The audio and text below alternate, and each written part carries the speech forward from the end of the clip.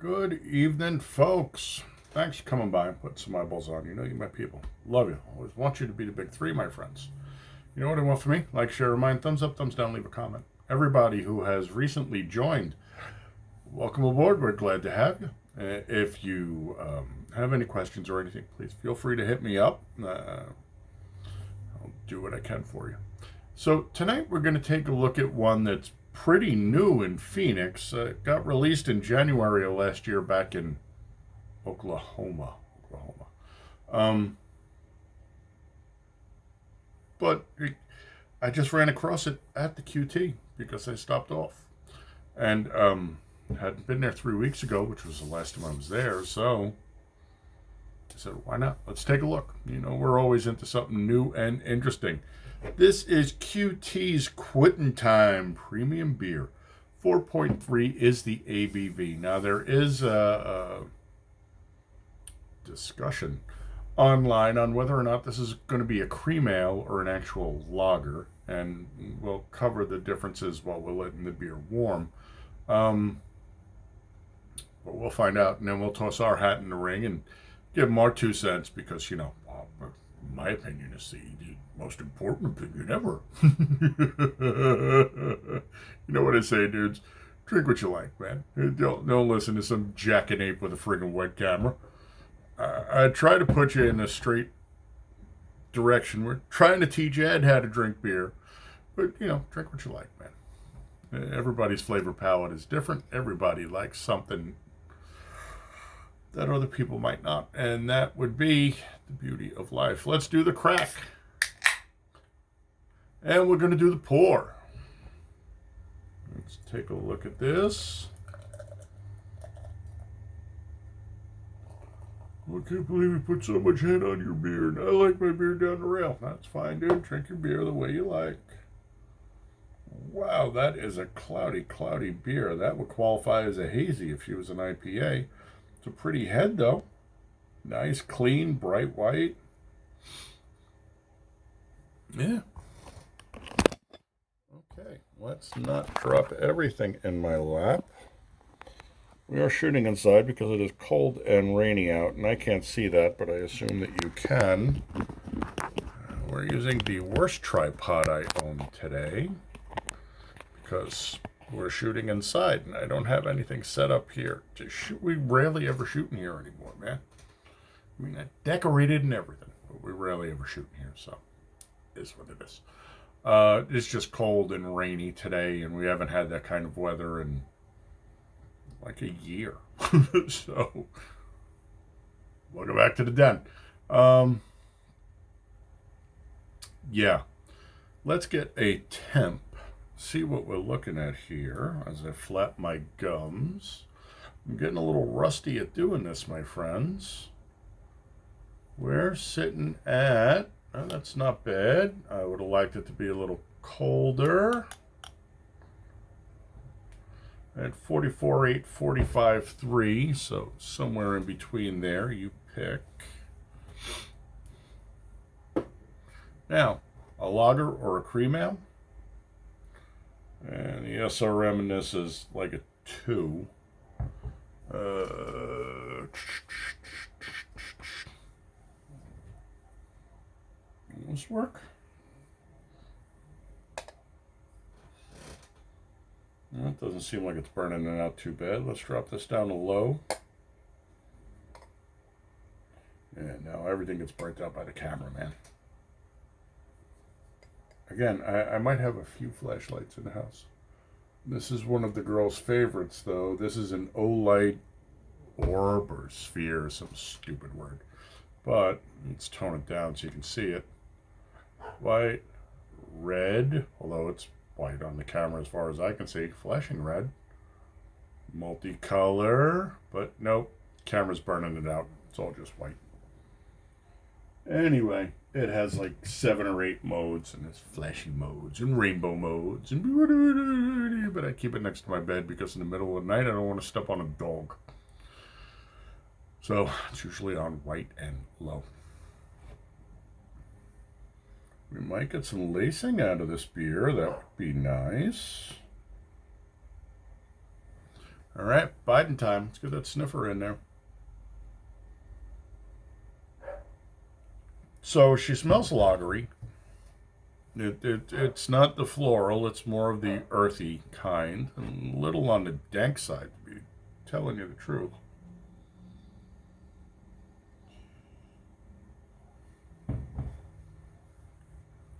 So, rich and dark, sort of like compost, almost.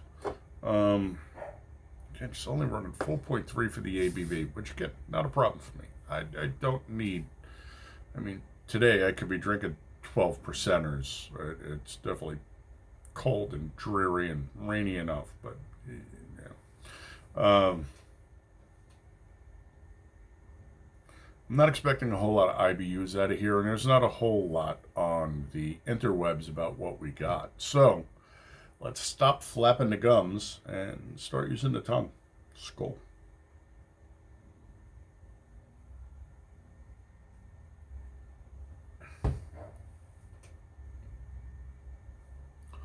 Not bad.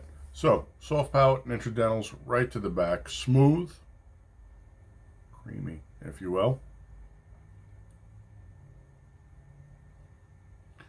That dank, dark earth richness is what's coming through. It's not malty like I expect. So we did Asterisk of the Universe with Ed last week, and I need to do a solo on that one. But it's a really, really good beer. It's an outstandingly good beer. Well, there's no such thing as a 5. This is a 5, dude. Okay. There's no such thing as a 5. Okay. Yeah, it's like your old lady isn't a 10 to you. It all depends on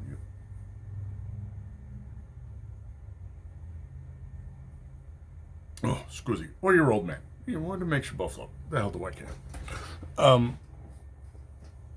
But it's that rich, dark, again, composty kind of dankness. And I don't know if you.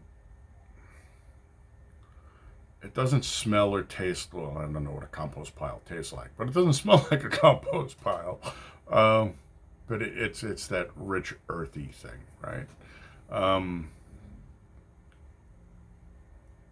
Could you go malty? Maybe. Don't know. So the discussion online is it a lager or is it a cream ale?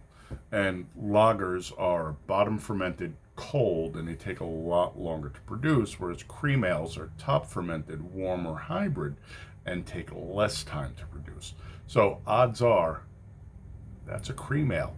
And everything that it's showing us, the effervescence, because this is, well, it was a really, really bubbly beer, but you can see the head's completely gone, although she does lace nicely. That looks like a leafy sea dragon. And that looks like mountain tops, maybe?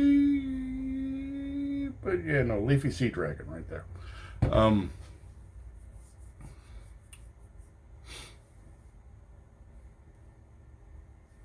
So when you're top fermenting, it does it. You don't need to store it as cold, and it matures and ferments faster.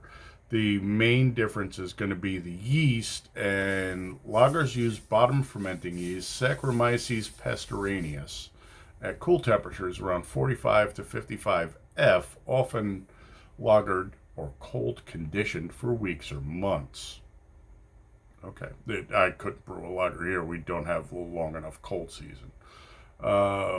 This gives super clean, crisp profile. It does, and this is why I love lagers. Lagers are some of my absolute favorite beers. But let me get that out of the way. Cream ales are technically ales or ale hybrids, usually fermented with top fermenting ale yeast, Saccharomyces cerevisiae. Cerevisiae. We're going to go with that. Yeah, my Greek and Latin could be better, but they're not. And this is, well, you get what you pay for here. But then again, they're warm fermented, usually at 60 to 70 degrees, faster and cheaper. So odds are, not a lager, cream ale. She does have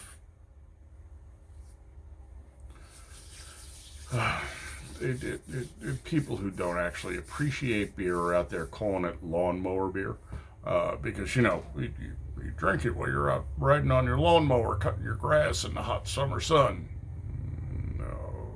Okay. This kind of reminds me, and yeah, I used to drink Jenny Cream Ale back in the 80s, man. So 40 years ago. I don't get it out here, so I don't have a lot to compare it to, but Jenny Cream Ale was fine. It was a good, solid beer if you were upstate. Then again, Schaefer, when Schaefer was around, was a great beer. But that got bought up and probably dismantled. It was a local beer in New York City. Excellent beer, by the way. This is probably more of a cream ale. Everything it's showing us says cream ale more than lager. And because she's bulk distributed, if you will,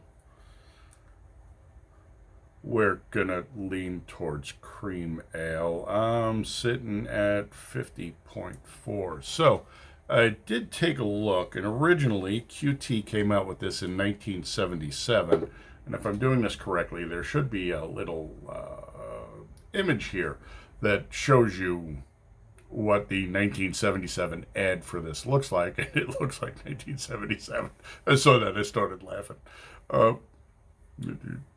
Just saying.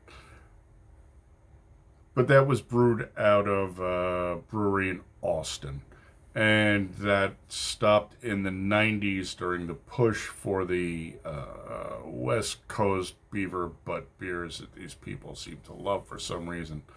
And they didn't have the giant footprint QT that it does now.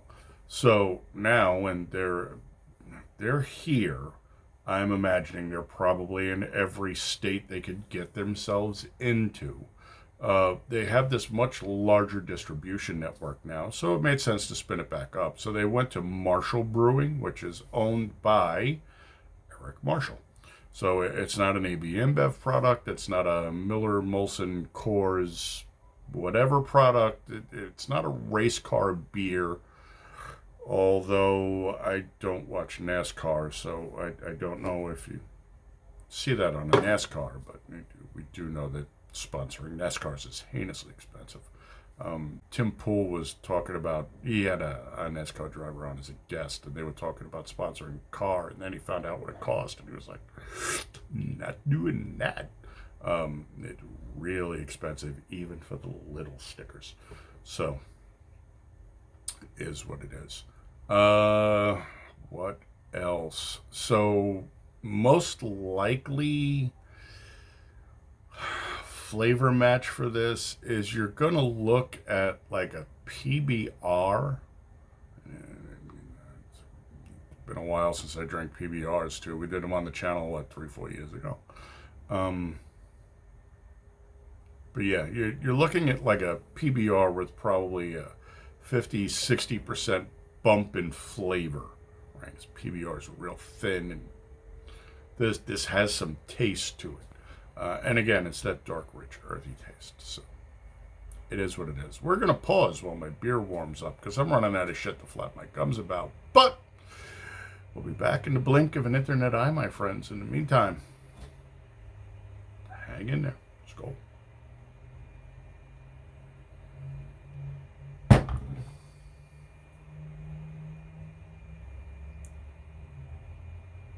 Incidentally, IBUs on this are probably about 15. Be right back. Alrighty, my friends, we are back, and we are looking at 56. We missed the 54 window because I had to get up and do something.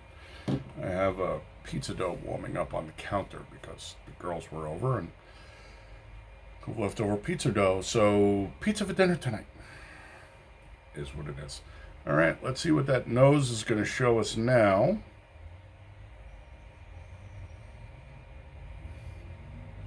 So the dankness has died down a little.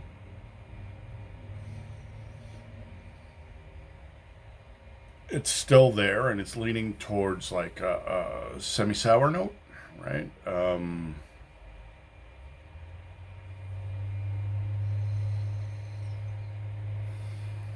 Not a full-blown sour beer, but the dankness is there. There's a little sour on the back end, so just saying. Slip of the tongue.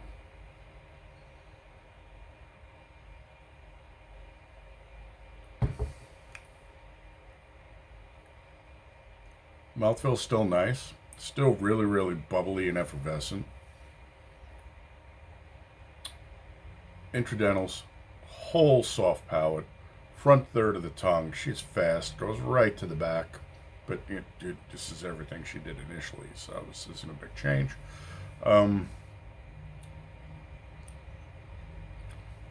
She's dry and crisp. Now, this is a relatively nice beer. Again, it kind of reminds me of a PBR with more body.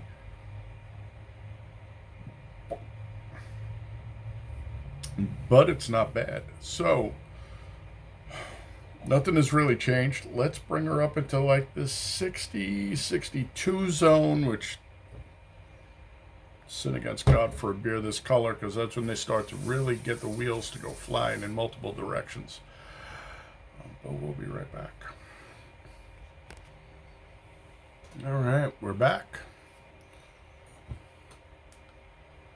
I have 60. And that's 12 degrees above where we started, so we are going to tap it out here, I believe. Unless she decides to show us something interesting. Never know. Let's get that sniffer in there. Let's go biding time on this, see what's up.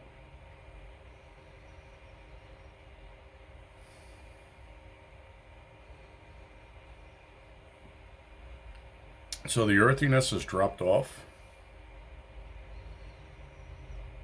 She's actually showing a little more malt, which is going to lead us more towards the cream ale side. Odds are she's probably a cream ale, but it doesn't take any points off for being one. Slip of the tongue.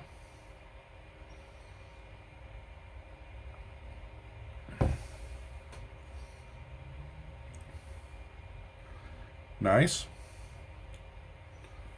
Sharpened up a little, which is also nice. Same mouthfeel, dirtier now, not a big surprise. Whatever oils and esters in there are releasing. So she's gotten dirtier, still fast, still smooth and clean-ish. Overall, pretty nice beer. So we're going to say cream ale. We're going with the cream ale guys on this one. That's not a knock on it whatsoever.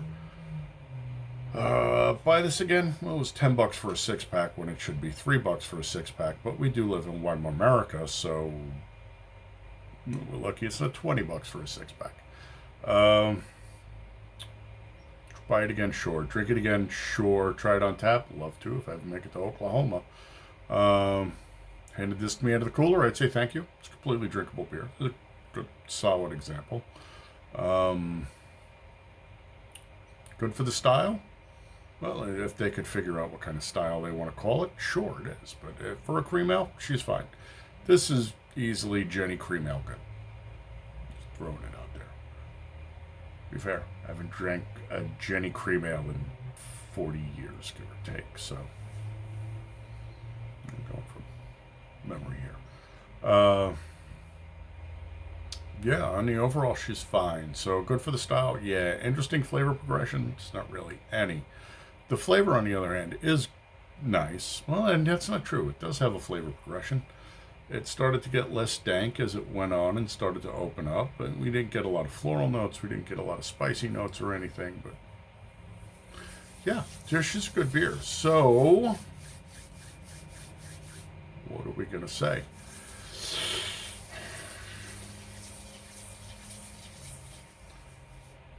It's not my style, and it's not something I'm really, really interested in, but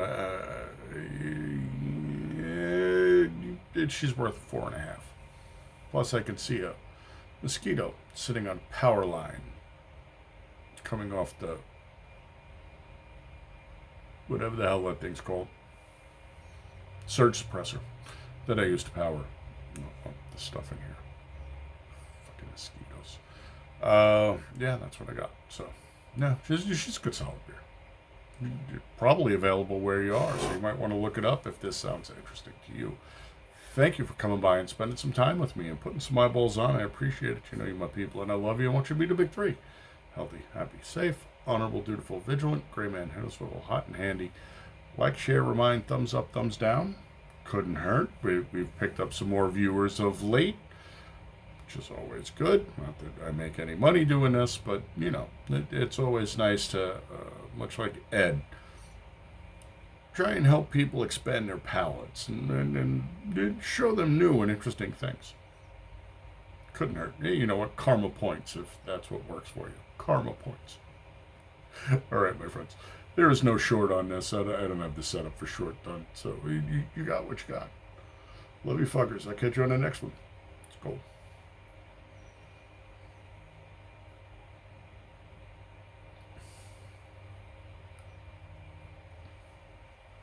Completely serviceable. Good session beer. Adios.